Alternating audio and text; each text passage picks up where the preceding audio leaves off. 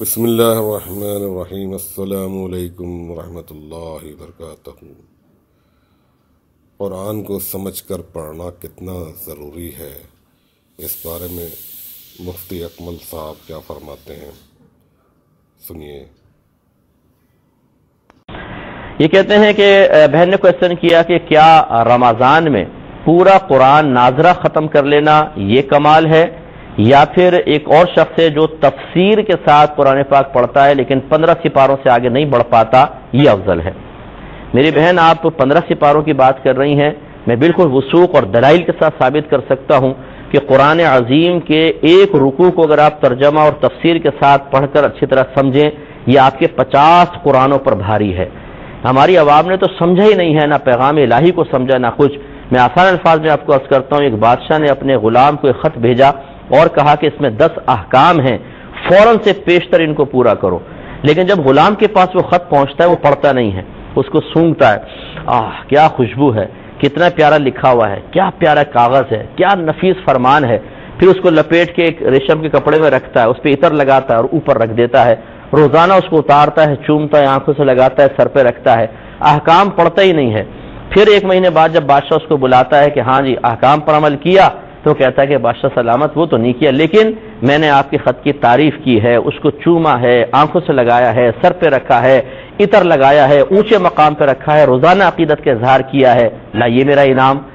تو آپ بتائیں، دیانتداری سے بادشاہ سے انعام دے گا یا سزا دے گا؟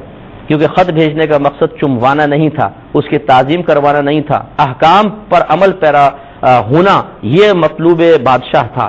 اسی طریقے سے قرآن ہے کہ اللہ نے قرآن اس لیے نازل نہیں کیا کہ آپ اس کو چومیں، آنکھوں سے لگائیں، سر پہ رکھیں، صرف عربی عبارت پڑھیں، بچی رخصت ہونے لگے تو اس کے سر پر رکھ کر اس کو رخصت کر دیں، اور باہم جھگڑے ہوں تو اس پہ حلف اٹھائے جائیں، بلکہ اللہ تعالیٰ نے قرآن پاک کو اس لیے نازل فرمایا تاکہ اس کو پڑھیں، اس کو سمجھیں، اس کی آیات کی روشنی میں اپنا محاسبہ کریں، اپنے عمل کو درست کریں، اس کے احکامات پر عمل کریں۔ اب جو امتی اس کو سمجھتا ہی نہیں ہے، پوری زندگی گزر گئی، پڑھے جا رہے ہیں قرآن پاک بس عربی عبارت، اور اگر پوچھیں کیا لکھا ہوا ہے کچھ سمجھ میں نہیں آ رہا، یعنی پیغام الہی سمجھنے کی فرصت نہیں، حتیٰ کہ موت آ گئی۔ اور دیگر علماء دین کیا فرماتے ہیں، ملاحظہ فرمائیں۔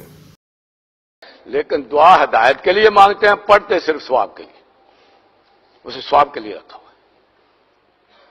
حالانکہ اس کتاب میں کہیں ایک بار بھی نہیں لکھا ہوا کہ یہ ثواب کے لیے آئی، ایک بار بھی کہیں نہیں لکھا، اور اس کے صفحے صفحے پر رکھا ہوا ہے کہ یہ ہدایت دینے آئی ہے، زندوں کو رہنمائی دینے آئی، ہدی للناس وبینات من الہدی والفرقان۔ یہ پوری انسانیت کے لیے ہدایت بنا کر نازل کی گئی ہے، اور ہدایت بھی ایسی جو ہر انسان کی سمجھ میں آ جائے۔ بینات من الہدی والفرقان، جو حق اور باطل کو علیحدہ علیحدہ کر دینے والی، یہ اللہ فرما رہا ہے جس نے اپنا کلام نازل کیا۔ لیکن ہم دعا وہ کرتے ہیں، لیکن پڑھتے صرف برکت کے، بغیر سوچے سمجھے۔ حالانکہ ہدایت تو ملے گی سوچ سمجھ کے پڑھنے، اس کی ہدایت تو تب حاصل ہوگی یا اس کے سننے کی کوشش کریں یا اسے پڑھنے کی کوشش کریں۔ ان دونوں کا اہتمام نہیں کرتے اور سمجھتے ہیں ہدایت مل جائے، تو ہدایت اس طرح نہیں ملتی۔ قرآن کو سمجھ کر پڑھیے، عربی زبان سیکھیے یا ترجمے سے پڑھیے۔ دنیا کی بے شمار کتابیں آپ نے پڑھی ہیں، سب سمجھ کر ہی پڑھی ہیں۔ اخبار بھی آپ سمجھ کر پڑھتے ہیں، قرآن کیوں سمجھ کر نہیں پڑھتے؟ افسوس۔